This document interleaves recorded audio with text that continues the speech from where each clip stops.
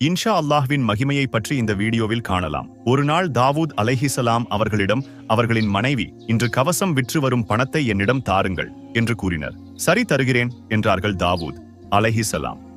ஆனால் அன்று கடைத்தெருவுக்கு கவசத்தை எடுத்து சென்றபோது அவற்றை வாங்க யாருமே வரவில்லை. கணவர் கவசத்தோடு திரும்பி வருவதைக் கண்ட தாவூத் அலைஹிசலாம் அவர்களின் மனைவி ஏமாற்றம் அடைந்தார்கள். இன்றில்லாவிட்டால் என்ன, நாளை விற்று விடுகிறது என்று மனைவிக்கு ஆறுதல் கூறினர்.